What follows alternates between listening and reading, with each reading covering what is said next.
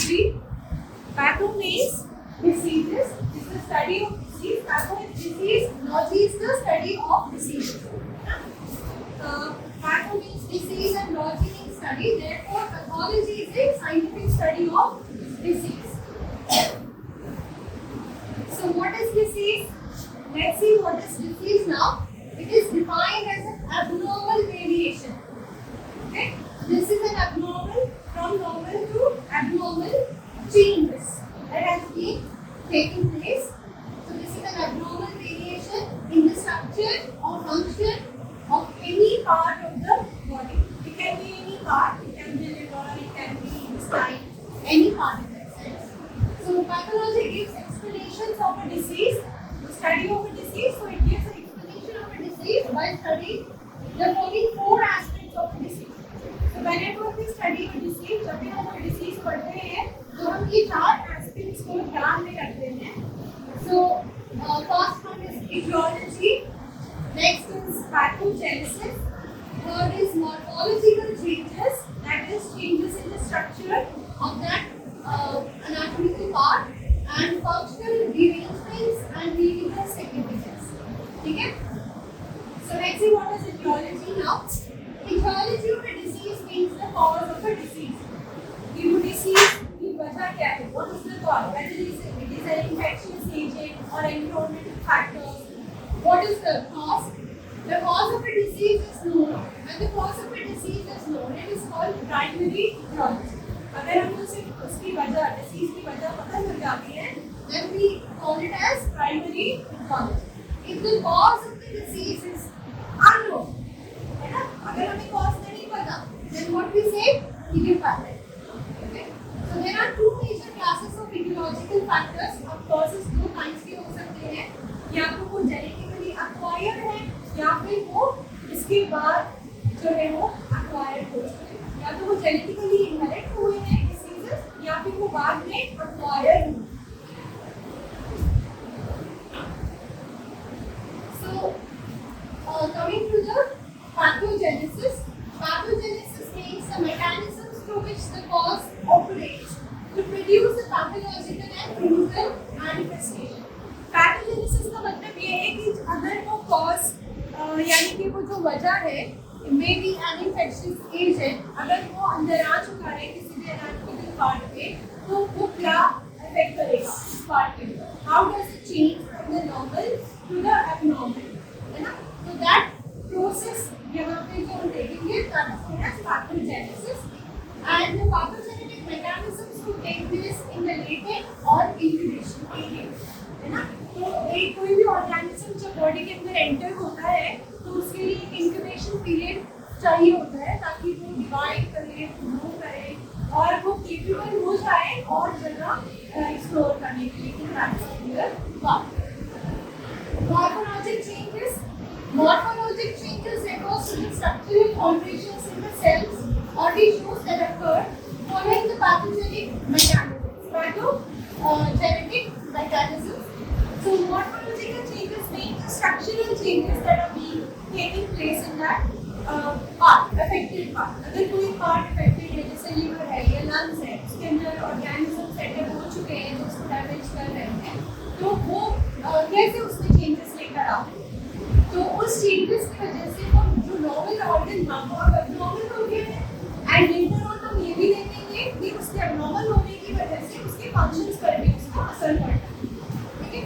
So the structural changes in the organ can be seen with the naked eye, or they may only be seen under the microscope. तो अगर हम ये naked eye से देख सकते हैं वो जो भी changes हो रहे हैं, तो हम उसको बोलेंगे gross morphologic changes. ठीक है? अगर हमने वो changes microscopically observe करेंगे, तो हम उसको बोलेंगे microscopic changes. So the morphologic changes will lead to functional alteration and to clinical signs and symptoms of the disease. तो जो भी ये change हुआ है उस particular organ में, उससे क्या होगा? Symptoms भी show होंगे और वो disease भी progress होगी. Okay? So symptoms show होने की वजह यही है कि वो morphologically कैसे normal से abnormal में change होते हैं. Next, functional derangements and clinical significance. This is the final part. So it determines the clinical features and signs and how the disease has been progressing, क्या उसका course है, ठीक है, and prognosis of the disease, ठीक है, and again we'll revise etiology. अगर हमें etiology पता है, cause of the disease पता है, then we go for pathogenesis, we see कि कैसे ये disease progress करती है, उसके बाद कैसे ये morphologically change लेकर आती है, and उसकी वजह से यहाँ पे हम देखते हैं कि signs and symptoms show होते हैं and clinical significance भी हमें पता है, ठीक है। अगर हमें इसको जांचना है कि डिसीज कैसी है ना, डिसीज का एग्जैक्ट कॉज क्या है, so there are techniques, right, listen here, so there are techniques, the diagnostic techniques are histopathology, cytopathology, hematopathology, immunohistochemistry, microbiological examinations, biochemical examination, cytogenetic studies, molecular techniques and autopsy. So all these are different diagnostic techniques that have been employed to detect the cause of a disease. Okay? So coming to first, histopathological techniques. So what is histo? Tissue. Histo means tissue and cyto means cell. So histopathology means what? Study of diseases in the tissue. So there are techniques which determine the disease using the study of the tissue. So histopathological examination studies tissues under the microscope. So during this study, the pathologist, one who defines the disease, one who sees which disease is being caused in the tissue, the pathologist looks for abnormal structures in the tissue. Tissues for histopathological examinations are obtained by biopsy. What is biopsy now? Biopsy is a tissue sample. Have you heard about it? Yes, ma'am. Yeah. So it is a tissue sample that is obtained from a living person. A tissue sample that has been taken from a living person. Why it has been taken? To identify the cause of the disease. Okay? So that is called as biopsy. If we take this tissue in a dead person, then we call it as autopsy. Okay? Biopsy, we take the sample from a living person. In autopsy, we take the sample from a dead person. Next is cytopathology techniques. Again, cyto means study of cells. Okay? Cytopathology is study of the diseases in the cells. So it is study of cells from various body sites to determine the cause or nature of the disease, what kind of disease, what is the cause of a disease. Hematological examination and hemat. What is hemat? Study related to blood. So this is a method by which abnormalities of the cells of the blood and their precursors in the bone marrow are investigated to diagnose different kinds of anemia and leukemia. So when we want to diagnose diseases related to blood, we do hematological examination by taking the samples of the blood or samples from the bone marrow. We identify the cause of the disease. Next we talk about immunohistochemistry. What do you mean by immuno? That is something related to immunity where antigens, antibodies are involved. So immunohistochemistry, again tissue, related to tissue. Immunohistochemistry, this is a method which is used to detect specific target antigen in the tissue in order to identify the type of disease. अगर एक particular antigen है वो एक disease के लिए वहाँ पर recognise होता है, तो उस एंटीजन को आइडेंटिफाई करने के लिए हम यहाँ पे इम्यूनोहिस्टोकेमिस्ट्री यूज करते हैं. ठीक है, so immuno is where you are using antibodies. Maybe it can be labeled antibodies.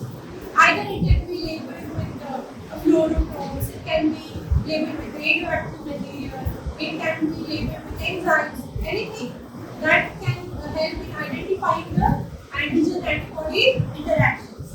Okay. Next, microbiology.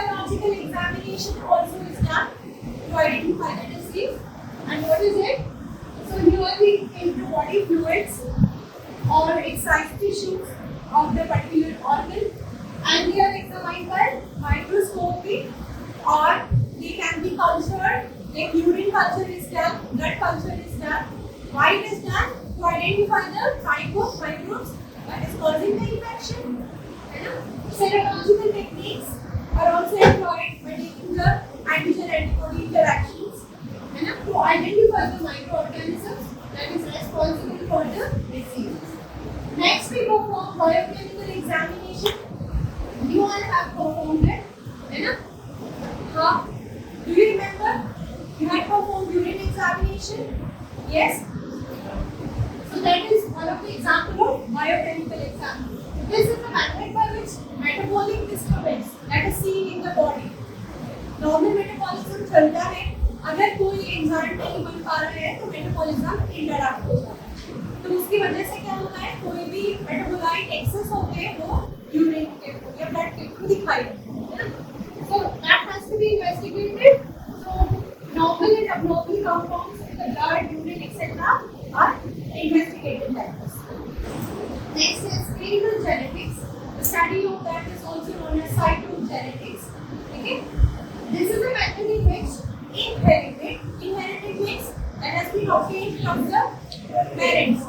Inherited chromosomal abnormalities in the germ cells. Okay? Or acquired chromosomal abnormalities in the somatic cells. What do you mean by germ cells? When they participate in this reproduction. That helps in the reproduction. And somatic cells are normal cells.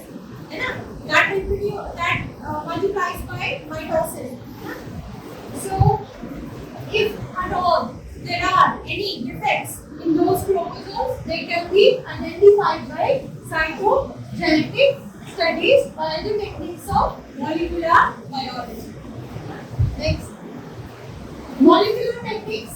Different molecular techniques such as fluorescent, in situ hybridization, such as clotting, etc., can be used to detect genetic disease.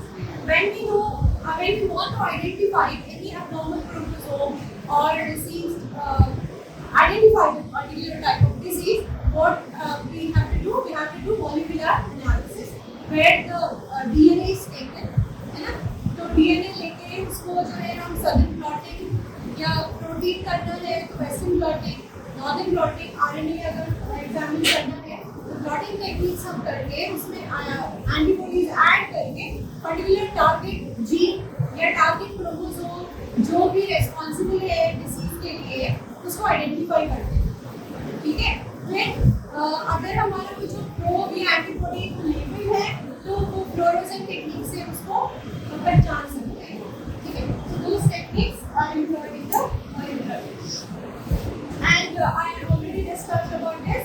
Autopsy, it is examination of the dead body to identify the cause of the death. So this can be for forensic or for clinical cause. So let us see what are the causes of a disease. Disease की वजह क्या है? Why this disease happens? है ना? When we had studied the epidemiological triad, you remember?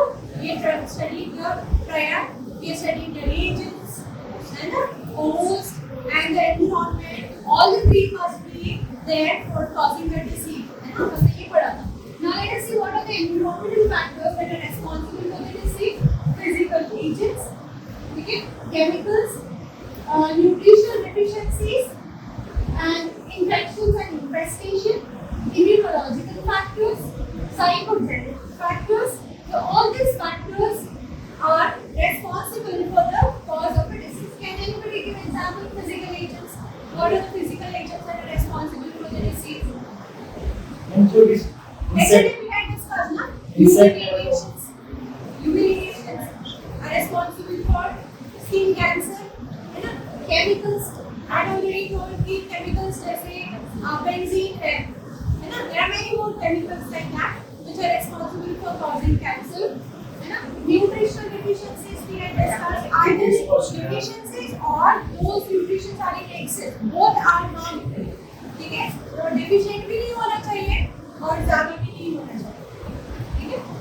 And infections and infestations solely caused by the microbes. है ना? Immunological factors. What do you mean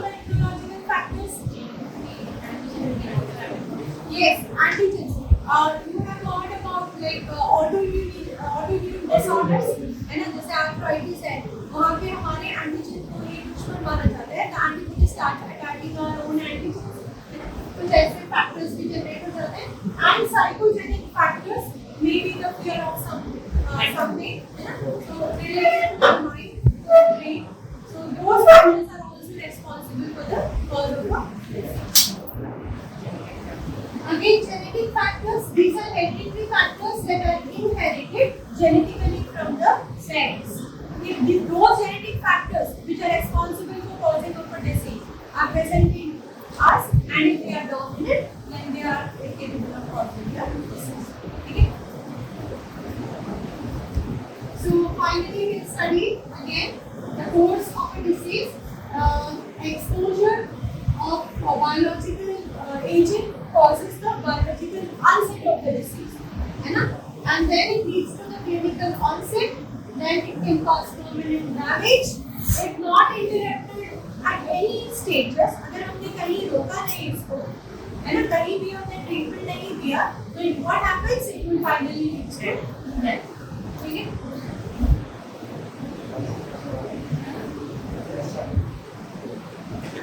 The different stages of the natural history of a disease includes. So this is again the summary time. Exposure to various risk factors of the causative agents that is responsible for the disease, and its latency period or incubation period required for the disease to progress. And once the disease starts, this marks the initiation of the disease process. However, without any signs or symptoms, we are not able to recognize it. And once the disease continues, once it starts damaging the particular target organ, it can show the symptoms. Okay? Otherwise, some diseases might remain asymptomatic. And incubation or induction period refers to variable period of time without any obvious sign. I told you the example I given regarding tuberculosis. The microbe can enter the body and it can remain like in the incubation period for at least 10 years. It has that capacity. And after that, the clinical onset of disease, when the signs and symptoms of the disease become apparent, the expression of the disease will be variable in severity or in terms of range of manifestations. अब एक बार वो disease शुरू हो जाती है, which can be mild, moderate, and severe, depending on the type of immunity we are being provided and type of organism that has been infected. Yes. So, if at all not controlled at any stage, it can lead to permanent damage. So, what is the outcome and consequence of a disease? The following clinical onset disease will follow any one of the following trends. है ना? तो अगर बीमारी हो जाती है, तो उसका आउटपुट क्या रहता है? Resolution can occur leaving no sequel. The disease can settle down, but the sequels are left, or it will result in the death. है ना? कभी-कभी उसकी disabilities create करती हैं, और अगर treatment हो जाए तो वो ठीक भी हो जाता है, और अगर ये ठीक नहीं हुआ तो ultimately it can cause the death. So there are two kinds of death: clinical and biological death. So clinical death is the reversible transmission between life and the biologic death. ठीक है?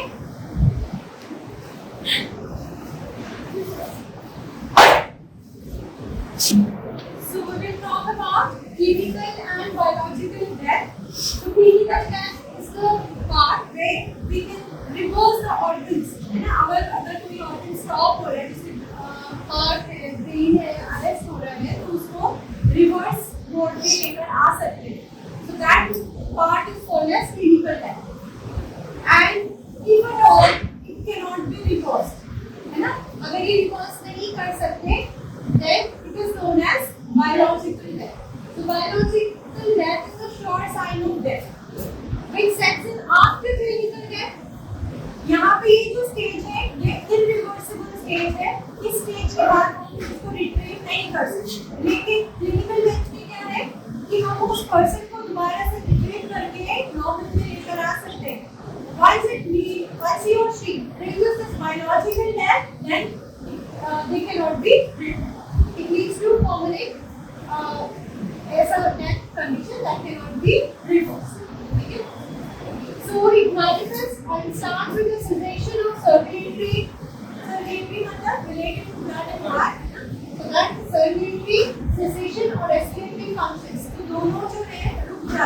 तो जब दोनों functions रुक जाते हैं तो that cannot be reversed, so that